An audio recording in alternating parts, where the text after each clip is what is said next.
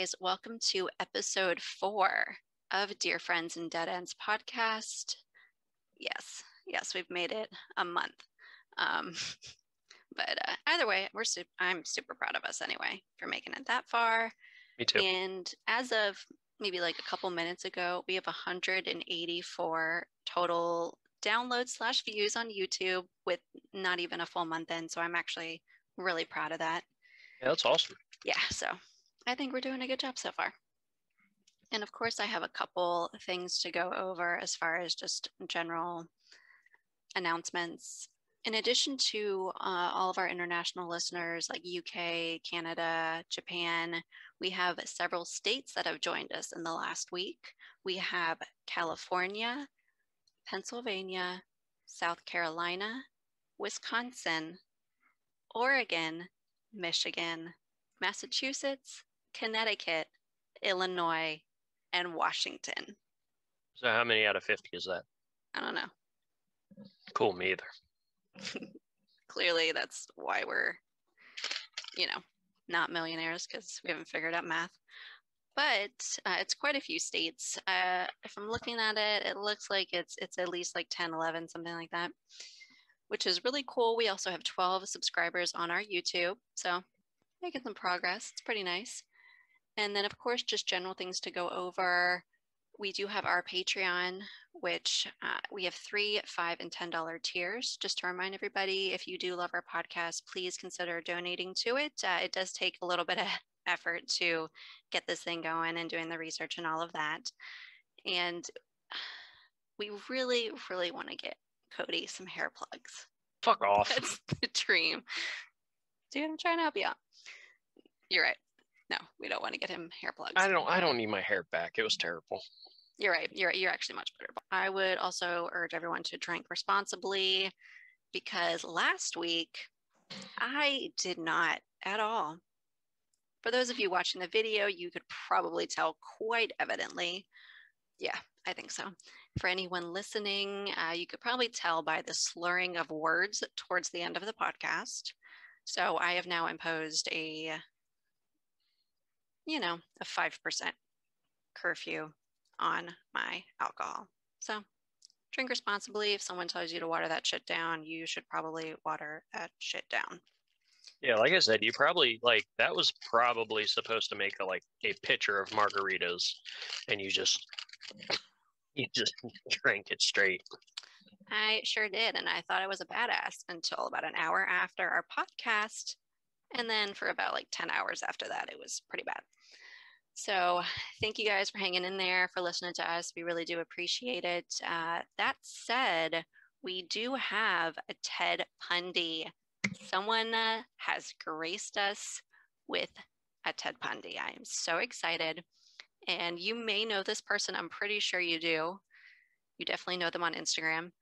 So they sent this last night. It was sent by Dan or Daniel. And it says, in a deleted scene from American Psycho, Patrick Bateman hanged one of his victims from the neck until dead. Do you know what music he listens to during the scene? Huey Lewis and the Noose.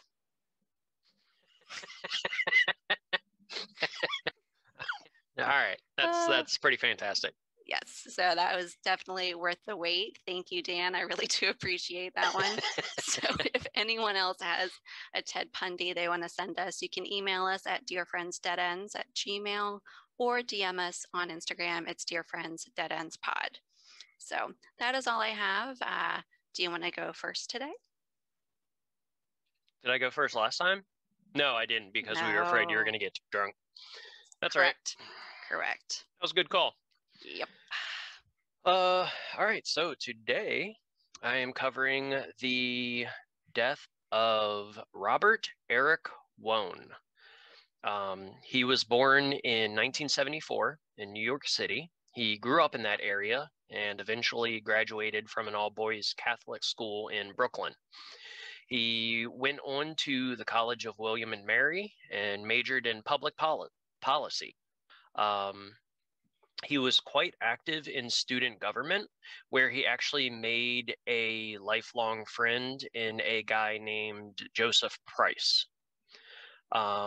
He was part of a group that revived rather it was called the 13 Club on that campus, and it's apparently just a club that goes around and anonymously does good deeds.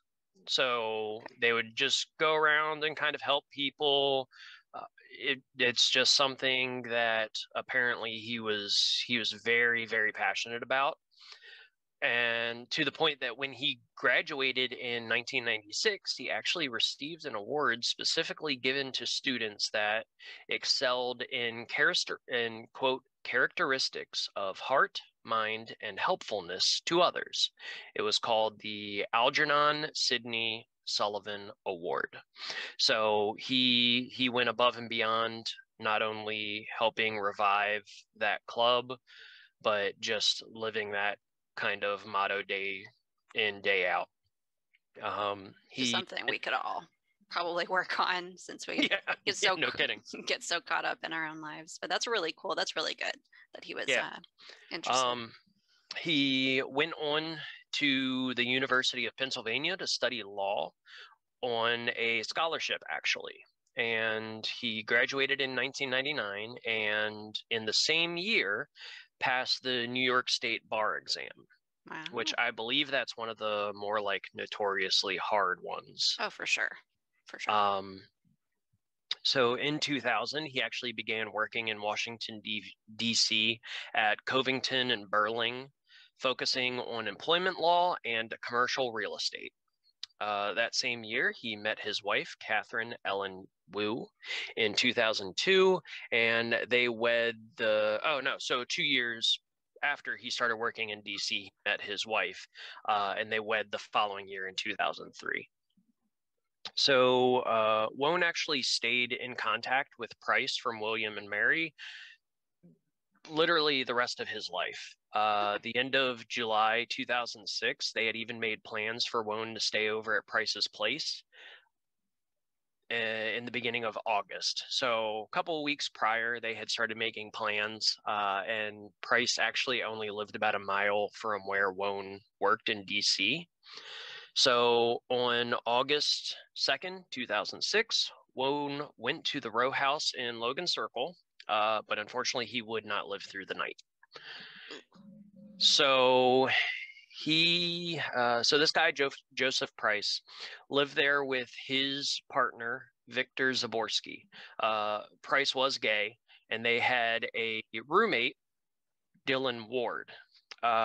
It was never, I don't think they ever really went on record as saying this was true, but basically anyone who interacted with the three of them, they were a polyamorous relationship. So the three of them were actually all together. Price and Zaborski seemed like it was more so, and then Ward just kind of hung out to have fun with them. But the two were in a relationship. Ward was their roommate, quote unquote roommate. We don't judge, though. Love is love. I mean, I don't give a shit. That sounds very supportive. I mean, but what I know you don't. I care. Yeah, no, correct. Do what you do. Correct. So around 10:30 that night, Wone arrived at the row house, as was planned in the weeks prior. Within the hour, so before 11:30 or so, neighbors went on record saying that there was screaming from the row house. Like it was a good kind of screaming, or like, no? They didn't say, but someone does end up dead. So probably like more negative screaming. I mean, if you asked David Carradine, he went out happily, I think. So, Also very quietly. That we know of. But he was choking himself. He probably wasn't making a ton of noise. Correct. Maybe he tried, though. That's fair. So it actually later it was confirmed that it was Zaborski screaming. So it wasn't Wone, it was Zaborski. So maybe it was like passionate cries. perhaps. I don't know. Maybe people like to scream when they, you know what? I don't know who the murderer is. Okay, continue. People like to scream when they what? Like when they murder other people, maybe. If that's him, I don't know Oh, how okay. he's involved. I did not think you were going that route. All right. So at 11:49, Zaborski made a call to 911, and by 11:54, paramedics had arrived, followed closely by the police. Price actually called Wone's wife and told her that he was attacked. And then, unfortunately, by 12:24 the next morning, so about a half hour later, Wone was pronounced dead at the George Washington University Hospital. And were they all in the row house? All four of them were there. Okay. And so we'll get into it, but it's weird. So Wone had actually been restrained and paralyzed to some degree. Like through some sort of chemicals, they think. He was sexually assaulted. Jesus. And then he was stabbed to death. God. That's a lot. Oh yeah, no, it's intense. So the paramedics show up, and immediately the paramedics think like, okay, so there's 4 people here. These 3 are acting weird as shit. So they go into the place, and everyone's like pretty eerily calm, and everyone is freshly showered. So the 3 remaining unharmed people are freshly showered and just hanging out like. But there's someone who's been stabbed, but they took the time to shower. Yes, they at some point they showered, or they appeared to have showered. So it could have happened before. No. So I guess they were calm to the point where the paramedics walk in and they're just like, oh, hey guys. And the paramedics like had to coax them into even telling them where it had happened. Hey, what are you guys doing here? Yeah, weird. Like, oh, okay. Anyone need a refreshment? No, it's like, if you've ever had to call 911, yes. They show up, and usually you would tell people, hey, you're the paramedics. We called you for a reason. Let's get you over here so you can help the person that was in need. Yeah, and it's like A, B, and C is going on. You usually try to inform them. They'll ask you a ton of questions. Yes. Yeah. They show up and they're just like, oh, hey. They're like, hey, what are you doing at this party? Yeah. And the paramedics are just like, you need to give us information. Where is he? This is an entire row house. We don't want to run room to room to find this person. Right. And they have to actually like coax them into telling him, or the paramedics, he's upstairs, he's in this bedroom. Which that literally basically screams. Super suspect. Yeah. Mm-hmm. They weren't telling him anything. So they rush Wone to the hospital. Unfortunately, he's pronounced dead. And then all 3 men talk to the cops without any sort of attorney or representative. Yeah, none of their stories really matched up. And they said, listen, a guy broke in. Okay? He broke in. He did all of this to Wone. Well, where were you? Where was I? Yes, when the intruder came in and they were murdering this man, where were you? Oh, we weren't being attacked. We weren't being attacked. Wone was being attacked. Understood. What were you doing? So this guy breaks in and he attacks Wone. So they're just skirting all these questions. They're not giving any sort of information. And then they're over there like, oh, are you going to eat that?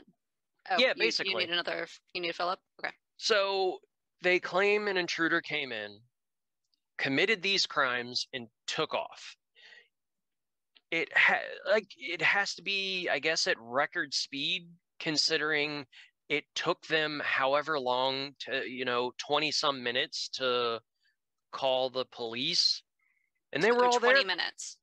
Yeah, because 11:30 there was screaming, and then they didn't call until about 11:50, so about 20 minutes. Yeah, Dash from The What? Incredibles They're just came in and killed him. Yeah. And then left. But it took them. Okay, cool. So the problem with that, though, is there was no sign of anyone forcing entry. I'm shocked. There was also no defensive marks on Wone. So that could also be attributed to the fact that he was possibly drugged. I mean, like, maybe. It could have been consensual. His family went on record multiple times saying he was very straight and happily married, like, quote, very straight and happily married. Yeah. I mean, so there's no, like I said, there's no defensive marks, there's no sign of a forced entry, but they're all claiming it was an intruder that came in and committed these terrible crimes. Right. I didn't write it in here, but one of the things that struck me as super weird is all three of these guys came to Wone's funeral. Mm. So far as Price was actually a pallbearer. I guess it would have looked kind of weird if they didn't.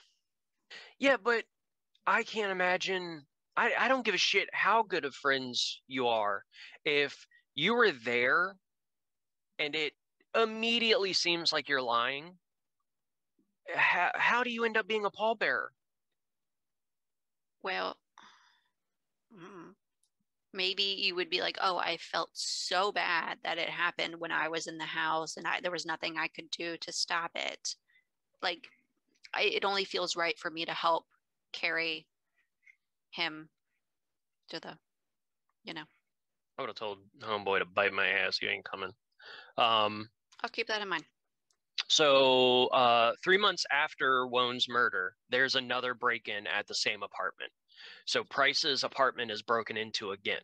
Mm-hmm. So that's just terrible luck. Mm-hmm. Oh no. Another break-in, except the first time there was no sign of forced entry. It almost seems impossible.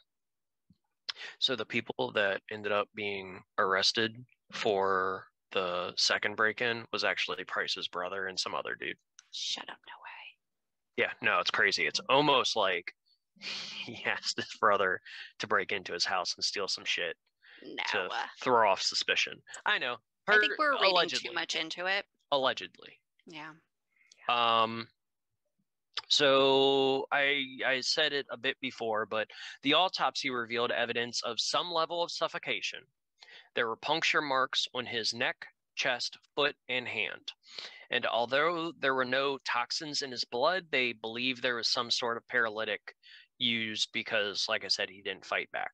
Were they using him as a twister board? Is it twister? Is that what I'm thinking of? Where you spin the thing and then you have to put your hand or your foot on the colored dot? It is, but you don't stab the board. Yes, I know. They were playing a very different version of that. Ah, yes. Okay. So they brought cadaver dogs in, and the cadaver dogs found dried blood in the dryer lint trap and some in the patio drain as well. So Dash also did his laundry when he came. Right. So what they think is that led detectives to believe that they probably murdered this dude, went out onto the patio, hosed each other off, and then threw all the wet clothes in the dryer. Because I guess when the paramedics showed up, they were like clearly wet and their hair was still wet and stuff, but they were wearing dry clothes. So after this, it's just just an infuriatingly, disgracefully slow investigation takes place. They seemingly don't take it very seriously. I don't know if it's from the nature of the crime. I don't know, if it's just terrible. I mean, it's clearly something happened. Something terrible happened from possibly these three people that were there when it happened did it. Maybe. But the investigation is so slow, and like at points they were saying like the DC police were handling it, and then at one point the FBI was handling it, and just all these people drop the ball and wind up not getting closure for this man. It's infuriating. And even his wife went on record multiple times saying that she was just upset and disappointed and frustrated that it felt like the investigation wasn't turning anything up, and the further in time it moves, the less they seem to care, and it almost feels like it's being assigned a lower priority. Okay. So this was all, 2006, I think I said? That sounds right. In October of 2008, Dylan Ward, which was the kind of odd man out in the relationship, right, alleged relationship, he is charged with obstruction of justice. So he moves to Florida. Mm-hmm. He moves to Florida to another house that's owned by Price. Oh, okay. So Price has money, or at least owns a couple different places. Ward moves down to Florida. The following month, Price and Zaborski, so the quote-unquote real couple, are arrested with the same charge, but all three of them are let go because of the pending trial. There's no trial going on right now. You can go. So why did they arrest them? I guess to officially charge them. Okay. But then rather than keep them in custody, they let them out. 2 months after the initial arrest of Ward in December 19th, actually, 2008, they are all charged with an additional offense of conspiracy. Okay. So now they are all charged with obstruction of justice. They are now all charged with conspiracy. So after the initial arrest and charges, they were submitted to electronic monitoring and curfews. So they had to be at home at a certain time, and they, I guess, were wearing ankle monitors. December 19th, they actually add the charge of conspiracy. But in the exact same hearing, let them off of the electronic monitoring and curfews. So they get the same hearing. The same hearing, they get an additional charge, and the previous precautions being used towards them are removed. Somebody knows somebody. Yeah, I mean, it's DC. Somebody knows somebody. That's so ass backwards. Nothing about that makes sense. And they're also told, hey, you all right? What are you doing? So they're also told, hey, and we're probably going to also charge you with tampering with evidence. So I guess I can kind of see how you might want to instill fear in them, try and get them antsy. Maybe one of them will break. Having said that, why would you give them a heads up on additional charges? And then put monitoring bracelets on them, yet take them off, yet never even probably put them on in the first place, just threatened to put them on. But I mean, normally when you're trying to, prosecute someone, it's better if you know more than they do, obviously. Right. Haha, surprise, we have this evidence. Haha, we know you were here. No, they're like, hey, listen, better start making up your defense for tampering with evidence now. So, unfortunately, in June of 2010, the trial finally happens, and all three men have all of their charges dropped. Yeah, so the judge, in all fairness, the judge said that in her personal belief was that all three of these men know what happened. Right. But unfortunately, there wasn't the evidence to beyond reasonable doubt. So there's no physical evidence because the cops bungled the investigation so hard. It honestly just feels upsetting, like the time wasn't put into it. Right. That's reading everything through, it just felt like this feels like a goddamn home run, guys. Just do the work. They're all there. They took a shower. There's blood in the freaking dryer. Yeah. Oh, Jesus Christ. And so the all charges were dropped in 2010. So unfortunately it was never actually solved.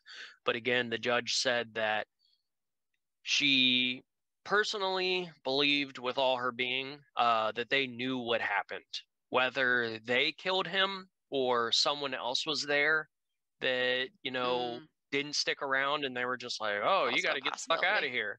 But they knew what happened and they weren't forthcoming, and then they turned around and still came to the funeral like, oh, we really miss him. Yeah, we care so much. We're not going to help the investigation at all. Yeah, it's just it's upsetting. Like, what this he said, this is our 4th episode, and it just feels like a lot of these could have just been solved if the cops did their work. I don't know if it's an underfunded, like they don't have enough funding issue, if some people are lazy. I can't speak for any one individual cop, you know what I mean? I wouldn't it's a mixture either. of both. I feel like certain things could have definitely been, accelerated, helped. But yeah, this poor man was, restrained, sexually assaulted, and murdered. They show up, there's 3 guys there, and they're like, oh yeah, it's some dude that broke in and took off. And did all of those things. Yep, did all of those things while we were here. Okay, so the person was there long enough to give him a paralyzing agent. I mean, you could probably do that super quick, though. I don't know. How long does it take for that stuff to kick in? Depends on if it's syringe or if it's like something that they drink. I think it takes longer, obviously, digestion-wise, than if they use a syringe, just because of the bloodstream versus whatever. So that happens. There's time to sexually assault him. And then, of course, the stabbing. Does it say how many times he was stabbed total? It did not. Okay. But I didn't find that anywhere, no. You said it was like his foot, his hand, his neck. Oh, those were all puncture wounds. Those weren't that, I don't know if they, repeatedly dosed him with shit. Okay. But those were specifically puncture wounds. Those weren't stabbings. Okay. And then there was a whole thing during the trial that it turns out that someone was writing emails on Wone's BlackBerry after he was likely dead. But what the fuck is an intruder going onto a dude's phone and writing out emails? It didn't say what they said. And then apparently the Price had that's not fair, but they apparently put it into public knowledge that Price was on a website called alt.com, which apparently is some pretty intense BDSM stuff. Yeah, I mean, you're into what you're into. It's whatever. Yeah, I mean, they just yes, that's the moral of this story. You're into what you're into. Just don't kill people. I just, hypothetically, if it were to have been the three of them, do you think that it was something where they just went too far? Or do you think him inviting him over and then making plans was premeditated? I don't know. I mean, it could. I don't know. It's one of those things that it's very possible it was just something that was entirely consensual that just got out of hand. Maybe. Having said that, I feel like if it was, you wouldn't need to drug people. Right. I've never heard of like that sort of shit. That's right. pretty intense to like have people drug you. Yeah. I mean, I might go on. I don't know. But god damn. If you're being tied up and drugged and you're consenting to that. I forgot about that part. That's whoo-hoo. Tied up, drugged, sexually assaulted. And murdered, yeah. Yeah, and then stabbed. That's a lot going on. Yeah. Jesus Christ. Well, that's my story. God damn. What an opener. Okay. It's unbelievable. Oh, before I get into mine. So, for those of you that do not follow our Twitter or our Instagram, somebody had a little bit much, alcohol last night. Perfectly normally, just drunk, and has control over their Twitter for Dear Friends Dead Ends. Followed one person on the whole of Twitter. Just one. Yeah. And then tweeted at said person, "Hey, blank, did you? ? Who is the one person that you followed? OJ Simpson. That's funny as shit. I mean, it's fucking hilarious. When you first told me, I was like, okay, he's either dicking around or he legit did it. And then you sent me the screenshot and I was like, holy shit. Yeah, no, I drank a bunch of whiskey and then I got on our Twitter and I don't know, what if we got an exclusive? Yeah, no. What if he was like, you know what? I'm ready to open up. We're fucking taking off. Did that happen? No. You're right. He's going to be like, I wrote a book called If I Did It, but I'm going to rewrite it and we're going to call it I Did It. I mean, what? You got to shoot your shot, you know? I was drunk. To me, personally, it's funny that that there was a portion of time where the only person on Twitter we were following was OJ Simpson. And we had like 3 other tweets where it was like, hey, listen to our podcast. But the first, I'm going to say, fan interaction that we had on Twitter was reaching out to OJ Simpson and being like, did you? You can tell me. And I give you kudos. Clearly, you have some kind of cojones that you're just tweeting at OJ Simpson. Like, what's he going to do? Fuck? I don't know. I got worried I was going to have a white Bronco outside my door this morning. No. I mean, and I did.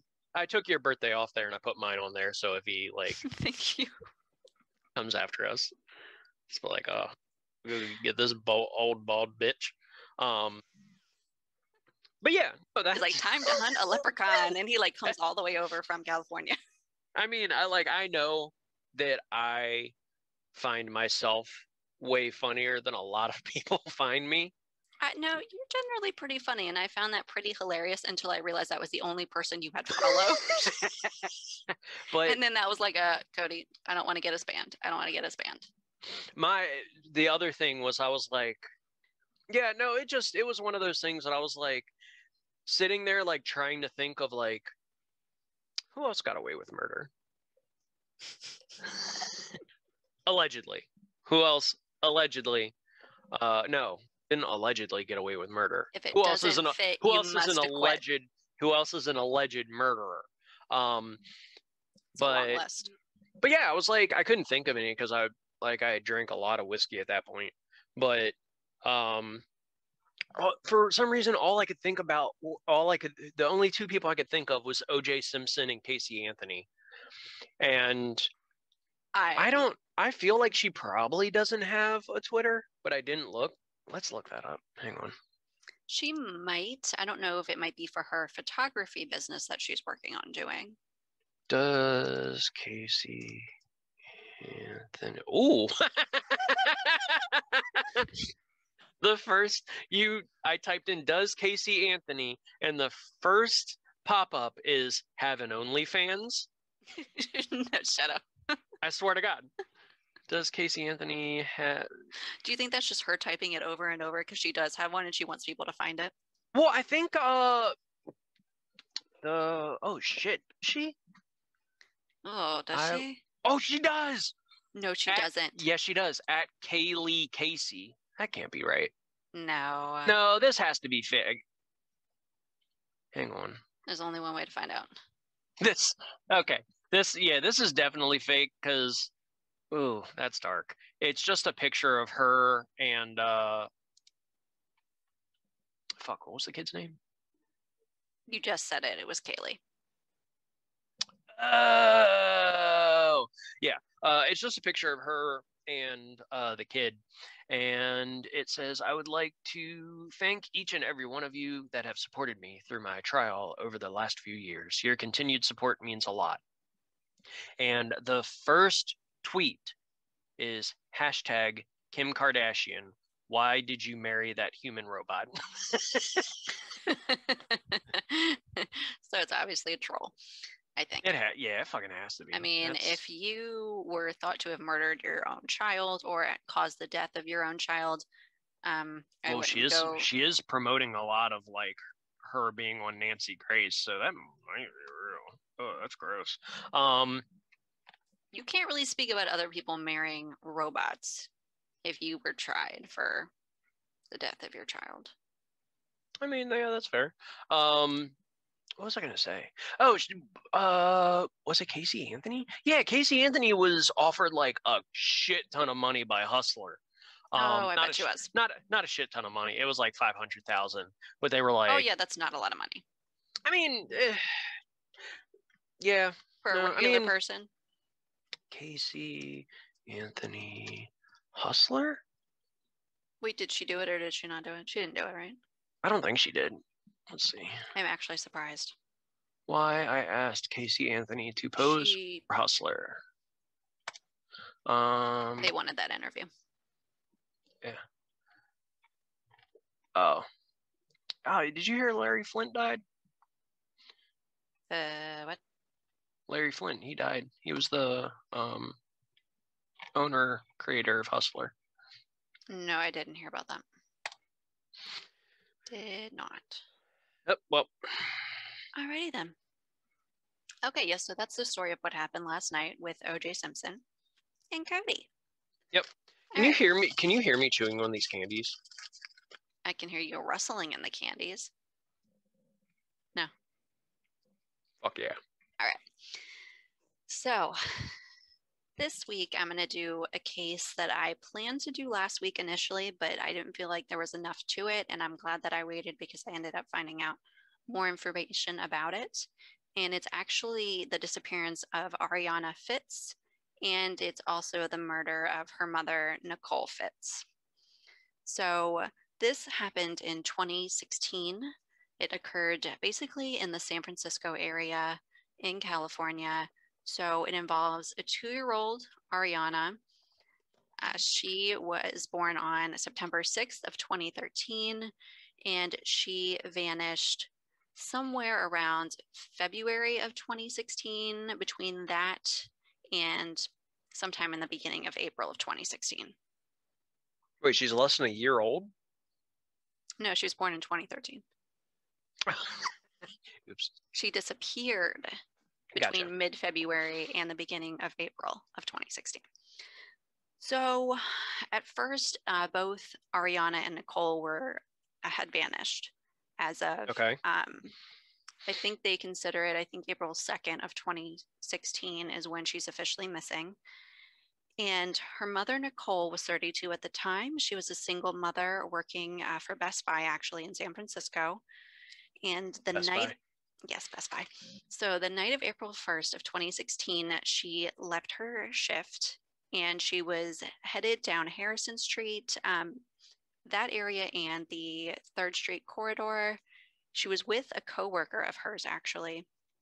And I think they were going to go grocery shopping, something like that. Nicole had to go to the ATM, get money out, all of that. And then she got a text from someone that she had to meet. And I'll get into all of that later. Okay.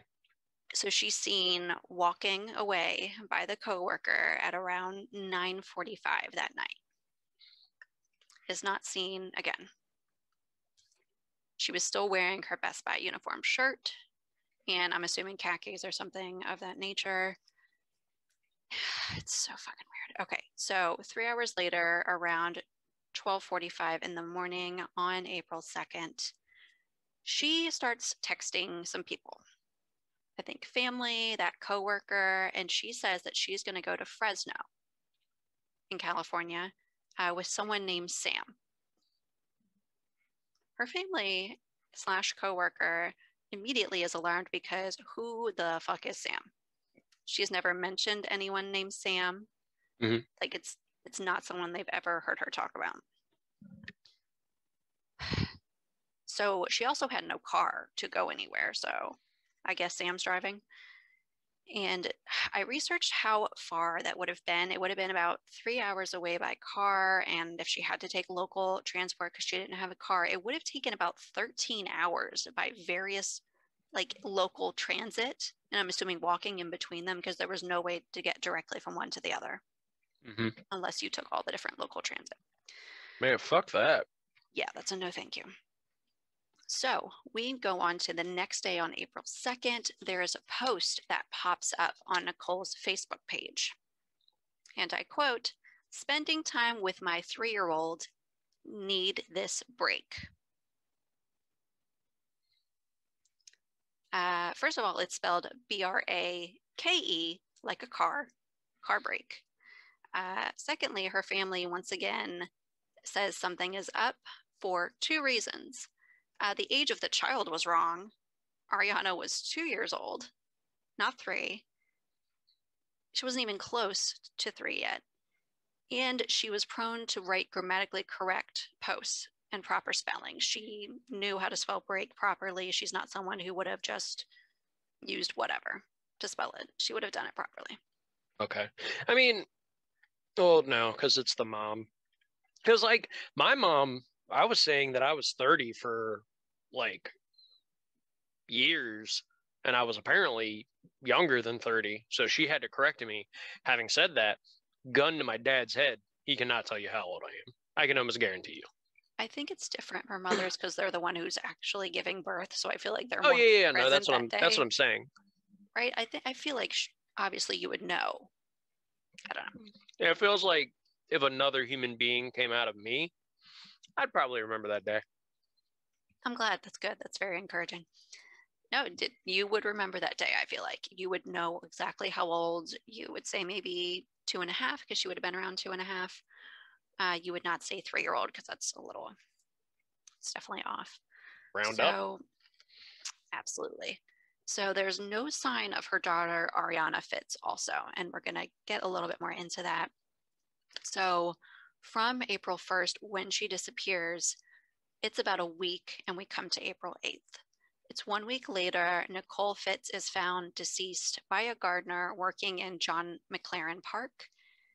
It's maybe like an hour walking, but it seems like it's a lot closer driving. I for some reason it said it was like 9 minutes away driving and like an hour to walk. So which seems kind of crazy, but that's what Google told me. So either way, that's where she was found. Yeah. It's a 9-minute drive, but it's an hour to walk. Yeah, I don't know why that was. That just seems kind of unusual, unless it's really difficult walkways or. Yeah, but like you know how sometimes like Google's like super fucky when you like type something in and it's like oh, well, you could, drive around the entire perimeter of the city because of, X, Y, and Z. Or if you take the next right, you could also do the same thing.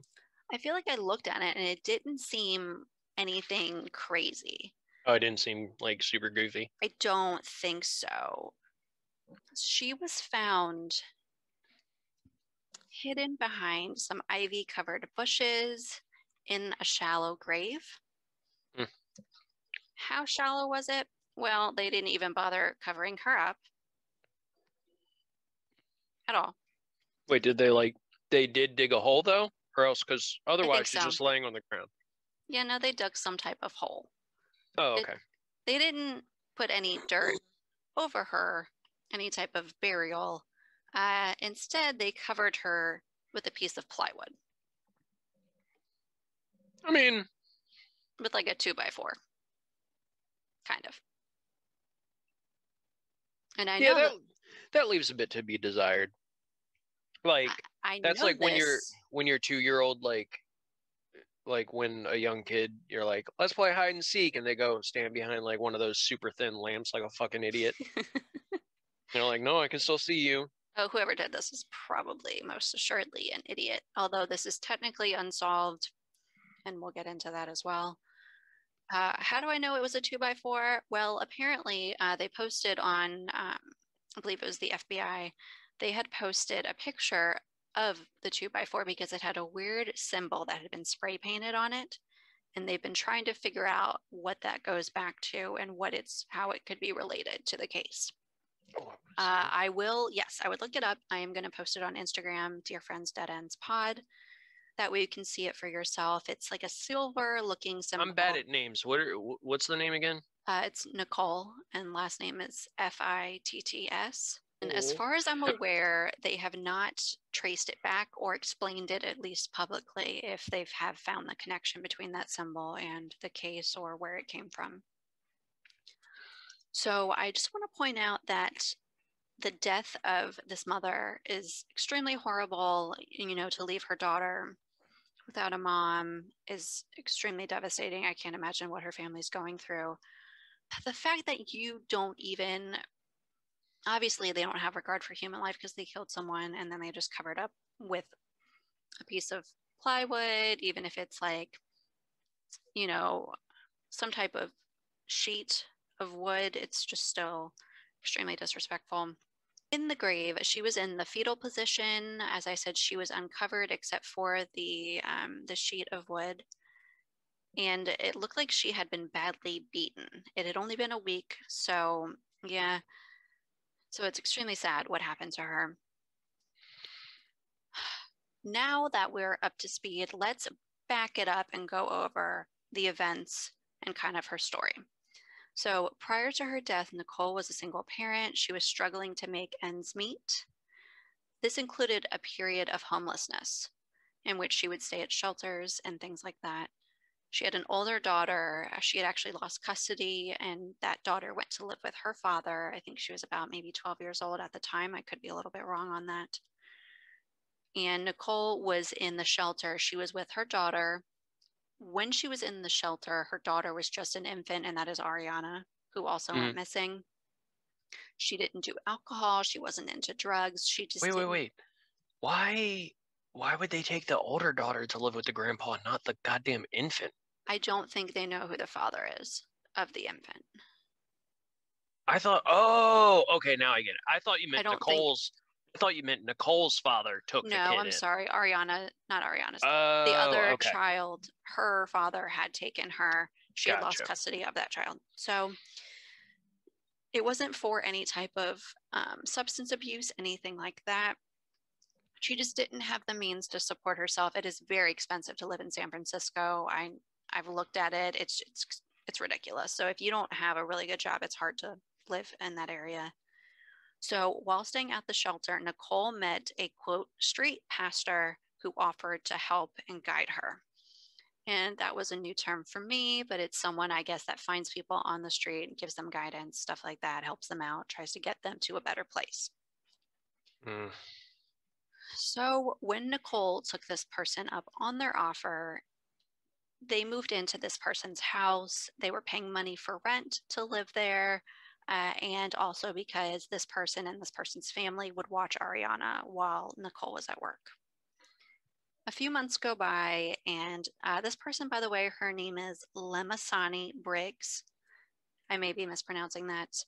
So originally she is watching the child while Nicole is at work, and then a few months go by, and it's Briggs' niece that starts watching Arianna instead of her.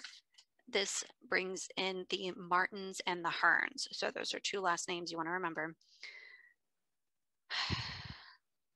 So this woman, this pastor that helps her out, gets her a place to live. When she said help and guidance, from what I've read and researched, she really meant verbal abuse and manipulation. Allegedly, that's what was actually going on. Her quote, when interviewed, I believe, by the news station after Nicole went missing was, "My thing is that I help people." Okay. Okay. That's what she said. I don't know if that's to meet Jesus or if that's a whole different kind of meeting Jesus. That's a real son of a bitch of a bait and switch. Yeah. Hey, I'm going to help you. And then you just abuse the shit out of them? Ugh. If this is correct, which I don't have any solid evidence, but it's not looking great. So Briggs never gave Nicole a key to the residence that she paid rent towards. She didn't have a way to get in. So let's say something happened with her daughter. There was an emergency. She needed to get in the house. Didn't have a key. So that's kind of fucking weird. And then Briggs went through and read Nicole's private diary. Not great. She called her abusive names via text message. So I'm assuming there's actual text evidence of this. And this lasted for 2 years. So this started in 2013, probably right after she gave birth. And this situation resolved itself in kind of in November of 2015 when Nicole went to live with her sister and actually got out of the household with Briggs. Okay. So her sister lives in Santa Cruz. It's about an hour and 14 minutes one way just to get to her job. Jeez. So it's a bit of a rough drive. She doesn't have a car, so I don't know how long it took via bus, rail, however she got there. So now she's commuting basically two and a half hours each day to Best Buy. She worked long hours at her job, and when she could, she would stay with friends to make her commute a little bit easier.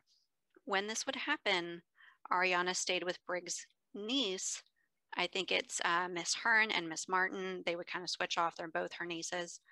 And the Martins, which is one of them, they lived in Oakland, which, if you know anything about that area, it's right outside of San Francisco. It's kind of like the next community, the next city. So it's not crazy far, but it's also not super close.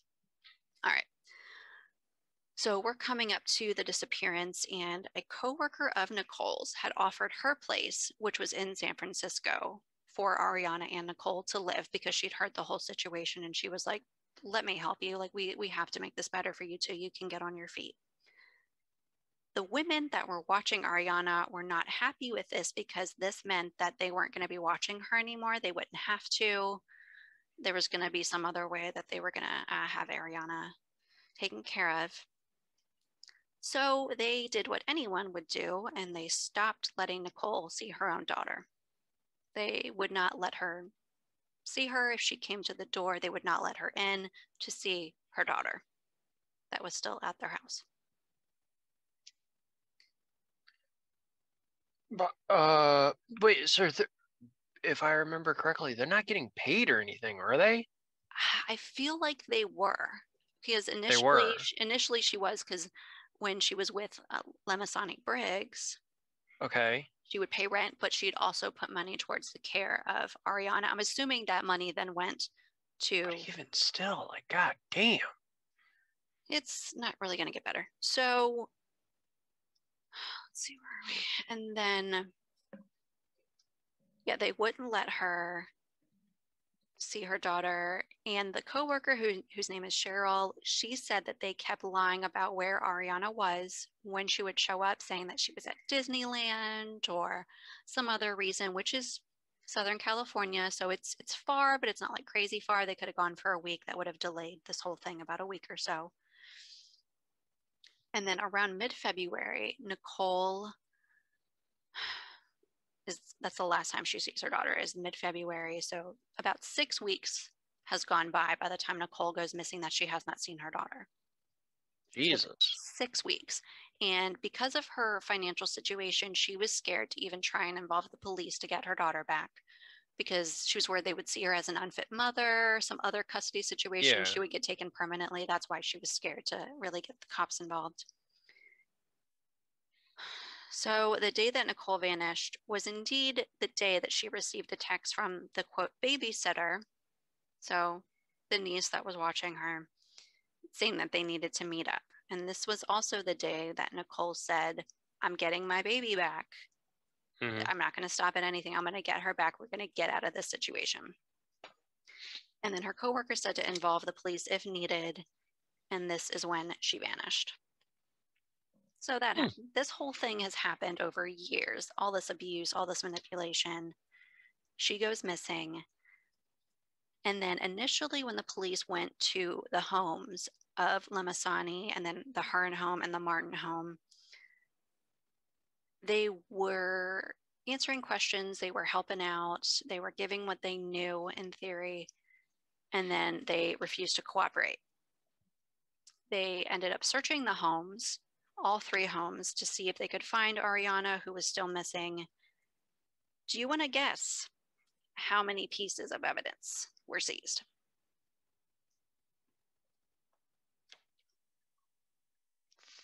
40. 40 total. 30,000 pieces of evidence. God damn. What? 30,000. I've never heard that number in my life. So I'm assuming, I don't know if they're still working on the case right now, but I don't know. I don't know. Yeah, I don't know what the fuck? I don't know what kind of I don't know if this includes like text messages from phones. I don't know if this includes like materials that belong to Arianna that were still in the house. I would assume so. A goddamn bag of rice numbered individually? Like, how do you end up with 30,000 pieces of evidence? I mean, they gotta collect fucking everything. They just cleaned out these people's houses. Yeah, but like they're trying to find this baby girl. Like, come on. I understand that, but like I feel like in my entire home, I mean, maybe there's 30,000 things if I took like everything apart. Yeah, John Cena would have to be in 3 pieces. It's 30,000 like. Oh, now I'm having like a weird. Is that guys, more I'm sorry, or less than? We're not great at math in this podcast. Is that more or less than I think? If you haven't paid attention, we are not great at math. So it's still a lot, though. That 30,000 is that's insane. It's a fuck ton of evidence. I've never heard of that many pieces. I don't know what the average is for a case of this. I don't feel like it's that. Hang on, I'm gonna look it up. It's insane. So I'm gonna continue on while you're doing that. Oh, wait, that is it. So unfortunately, they don't have anyone arrested for this. They haven't. There's nothing that they can do except, I think, steadily work on trying to figure out what happened. I'm assuming with all of those pieces of evidence, they're probably working on it, and we're just kind of waiting to see if they can get something that's strong enough to pin one of these people, allegedly, if it's them. I'm just telling you, it's not looking great if you're not letting someone see their own child that's staying at your house for prolonged periods of time, with a history of abuse, manipulation, and just bad behavior, bad tendencies. Just, oh God. This isn't directly related to the case, but one of the women that would watch Arianna, her name is Helena Martin. She had a past history in which she had killed the father of her own child at one point. I'm not saying she did it. I'm saying there's a history. I'm not saying if it was in self-defense. All I'm saying is she served 6 years for that. Kind of burying the lead there, Ashley. I think it's important to display everything that's out there. I'm not going to say she did it, Maybe it was self-defense. I don't know. I can't tell you Can't find that an average she's number. a cold-blooded murderer. There could be a story we don't know. But it's not looking great if that's the person whose house Arianna was last at, and then she disappears. Yeah, no shit. Either Man, way, I tell you what, ever since we started doing this podcast, my search history is even weirder than normal. I mean, I don't doubt it was probably already pretty fucking weird. It was but weird. I mean, it was weird before, but like we're out in the weeds now. Yeah, but we have a podcast, so I feel like there's an explanation. Yeah, taking me to court, coppers. Oh, that's great. Okay. Anyway, if you know anything regarding the case of Arianna and Nicole Fitz, I'm going to show pictures on our Instagram page. Please look for it. If you want to Google it, you can Google it as well. Please call, let someone know. You can call the FBI, you can call the San Francisco Police Department. The San Francisco phone line is going to be 415-553-0123. The FBI in that area, it's very similar. It's 415-553-7400 if you have any leads to help them with this case to figure out what happened to Arianna Fitz. Yes. I feel like today was kind of a bummer. We had some really sad, really like murder in general, missing persons is very sad, but sometimes you can lighten it a little bit. And it was really hard to do that with both of our cases. It was. Yeah, I mean, just like, yeah. And I saw pictures of Nicole and Arianna, and they look so adorable and happy together. And it's just, why the fuck can't I find a normal average of evidence? Yeah, it must vary so wildly that there really isn't an average. It must depend on a lot of different factors, like the number of people involved. I think there's more and more evidence as we go along in our history of humanity because we have more and more shit. We have more and more things. Where in the 70s, they pretty much disregarded a bunch of shit that could have been important. It'll help if I spell average correctly. Oh, we may have found the problem. Okay. Average. Jesus Christ. Yeah, no, today was kind of sad. Yeah, for sure. But thank you guys so much for listening. We really do appreciate it. This being episode 4, obviously we're just getting started. We have a lot we want to bring to you guys. Just as a reminder, we are doing our Patreon. It's Dear Friends Dead Ends. You can find us on there.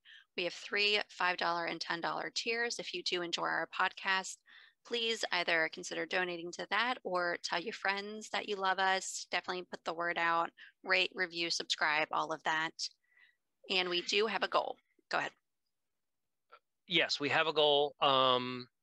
If any of you know OJ, we want to have him on the podcast. No, we don't. I want an exclusive. I mean, I don't want to be like in a room with him because he's definitely murdered people, but I would like to like have like a Zoom meeting and we could talk. Tell you what, we can do that. My screen will be black. You can have your face up. What's the hashtag this week? Hashtag potential exclusive. Because we have the potential of having an exclusive interview with OJ. Hashtag, did you? Hashtag, did you? Did you? Did you? And I was drunk enough that I definitely would have said it like that. Where I was like, did you? Come on, bud. You can tell me. And then it's you cool. also got to find us on YouTube because you got to see us in video, see our faces, see the expression that Cody just made, see his beautiful trash panda shirt that he just covered up and his robe. But thank you so much, guys. Cody, stop doing that. Thank you so much for listening to us. We're going to make it better and better. We're going to make our video better. That way it looks much better on YouTube. But we appreciate you guys so much. Don't forget you can find us on any of the podcast streaming websites that are apps that you use to listen to. We got Google Podcasts, Apple Podcasts, Spotify, Amazon Music and Podcasts, iHeartRadio now. There's a lot going on that you can find us at, including YouTube and Patreon. So we will see you guys next week. And everyone, have a great week. Thank you guys for sticking with us through till the dead end. Bye, guys. Bye. Bye.